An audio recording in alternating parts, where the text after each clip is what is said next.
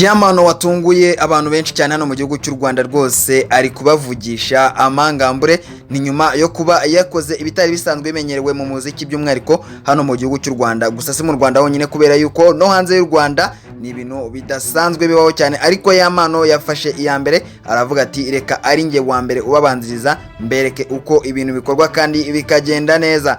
Nta bindi rero ngira ngo niba ukunze kureba umuziki yaba umuziki wo mu Rwanda hanze y'u Rwanda rwose abantu benshi bagiye gusohora EP cyangwa icyitwa extended play cyangwa se na za album zabo, umuhanzi aragenda akegeranya abahanzi ariko akagerageza kwegera abahanzi b'ibyamamare cyane cyane kugira ngo azabashe kugeza indirimbo yo ku isoko byihuse kandi vuba kandi mu buryo bunoze cyane kurutwaye korana n'umuhanzi utazwi, kubera ko ibyo ngibyo ari bimanura isoko.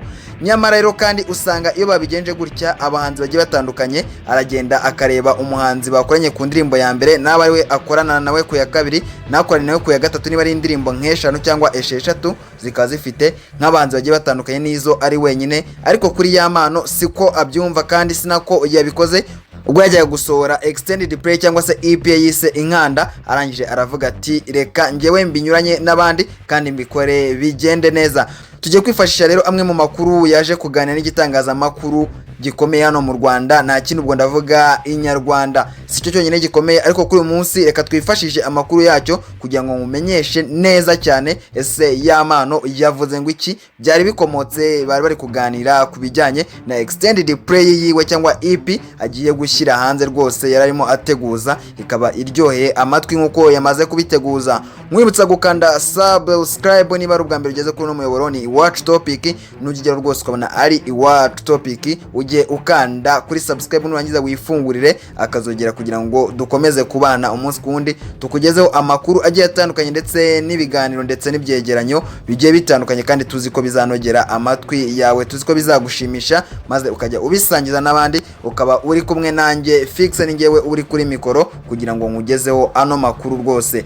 Rero Yamano yo gukora idasanzwe bikorwa n'abandi, ubwo yarimo atunganya EP cyangwa extended play yiwe yaje guhuza n'umuhanzi ZEO TRAP umusanzwe amenyerewe cyane mu ndirimbo zigiye zitandukanye twagiye dukunda turi benshi hano mu gihugu cy'u Rwanda, akaba ari umuraperi rwose mwiza ujyanye n'iki gihe turimo. Yamano rero kuri EP ye na wundi muhanzi uzumvikanaho, aho hagomba kumvikanaho umuhanzi ZEO TRAP gusa ndetse na Yamano, ariko Yamano ibi ngibi akaba bisobanuriye rwose avuga ko guhitamo ZEO TRAP byatewe nuko bombi basangiye icyerekezo mu muziki kandi bakaba banafite indangagaciro zihuye mu myumvire y'ubuhanzi.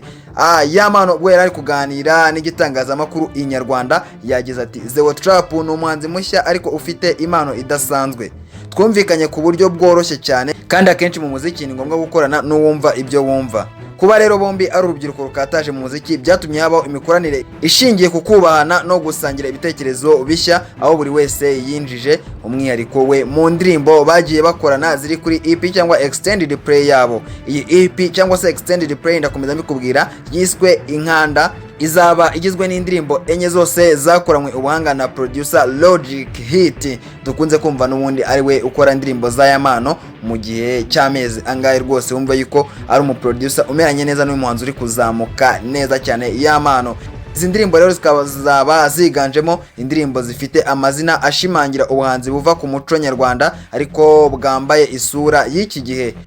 Harimo Lahabu, Imulenge, Rasta na Umutima we. Ni indirimbo enye za Yamano, ubwo imwe azayita Lahabu, indi ayite Imulenge, indi ayite Rasta ndetse iyindi ayite Umutima we. Ugira ngo ni indirimbo wumva zifite amazina rwose y'amanyarwanda, cya kinyarwanda cy'umwimerere kandi gitsindagiye, aho Yamano avuga yuko yise EP ye Inkanda kubera yuko ari ijwi rihuriza hamwe imiziki itandukanye ariko igahurizwa mu gitekerezo cy'umuco nyarwanda n'ubutumwa buvuga ku buzima bw'abantu. Yarasobanuye ati Inkanda rero ihuje ibyo byose byumvikanisha umuziki wa kinyarwanda ndetse n'ibyo mu mahanga. Hari ikinimba, afrobeat ndetse n'amapiano, ngira ngo nawe izi ninjyana ukunze kumva cyane, by'umwihariko ikinimba reka tukigaruke kubera ko ari injyana yo mu muco w'abanyarwanda yakundaga gukoreshwa cyane cyane iyo babaga basaruye mu bice by'abanyarwanda basaruraga bakabyina bakagira bate. Afrobeat ni injyana dukunze kumva cyane rero yayindi ikoreshwa n'abahanzi benshi hano mu Rwanda ndetse n'amapiano yadutse muri imyaka arimo yotsanya cyane. Rero uretse izo ndirimbo enye za Yampano hari n'indi ndirimbo yakoranye na ZEO TRAP ariko we avuga yuko ari indirimbo itagaragara kuri EP izasohokana n'amashusho. Yagize ati iyo izasohoka ifite n'amashusho yayo niyo twahaye umwanya wayo kuko ifite ubutumwa bwihariye. Mu rugendo rwo gukora EP Yampano ntiyari wenyine, yakoranye bya hafi na Stone David, umwanditsi w'indirimbo umaze kumenyekana mu gufasha abahanzi bashya mu gutangirana imbaraga. Yagize ati kandi Stone David ni umuntu w'umuhate, twakoranye indirimbo nyinshi akanyereka ko gukunda ibyo ukora bishobora gutuma ugera kure. Nubwo EP Inkanda rero imaze kurangira, Yampano we avuga yuko atarashyiraho itariki nyirizina yo kuzayishyira hanze bitewe n'imyiteguro iri gukorwa ku mbuga zicuruza umuziki. Yampano asobanura ko buri ndirimbo iri kuri EP ye ifite ubutumwa bwayo bugaruka ku buzima bw'abantu mu buryo butandukanye, haba mu rukundo, mu guhangana n'ibitekerezo cyangwa gushimira Imana. EP Inkanda izaba ari ikimenyetso cy'umuhanzi ushaka guhuza umuco n'igihe, injyana n'ubutumwa ndetse n'ubuhanzi n'ubuzima. Ngira ngo wumvishe ibya Yampano na EP ye yise Inkanda cyangwa Extended Play. Wumvishe ko hariho indirimbo azikorana wenyine, akaba n'indirimbo azakorana na ZEO TRAP, ariko nta wundi muhanzi uzagaragara usibye aba babiri bombi. Kandi twavuga yuko ari abahanzi bato bakiri kuzamuka, gusa twavuga yuko ari abahanzi bafite inkoni isize amavuta muri uyu mwaka, inkoni isize amavuta muri iki gihe turimo, kubera yuko ari bamwe mu bahanzi ubona byahiriye, ari bamwe mu bahanzi ubona rwose bameze neza kandi bahagaze neza mu byo bakora. Yampano ni umuhanzi wakoze indirimbo ziri hejuru ya 15 uramutse ubaze uyu mwaka kuva kuri uyu munsi turiho ugasubira inyuma. Ndahamya neza yuko indirimbo ze rwose ziri mu ndirimbo zarenga 10 na zingahe, kubera yuko yabishyizemo umuhate. Tukagira kandi na ZEO TRAP nawe byagenda nkuko kubera yuko yasohoye album yitwa Nango Anoga. Ini album iriho indirimbo nyinshi cyane ndetse n'izindi yagiye akora. Rero ku ruhande ni umuhanzi nawe twavuga yuko ahagaze neza.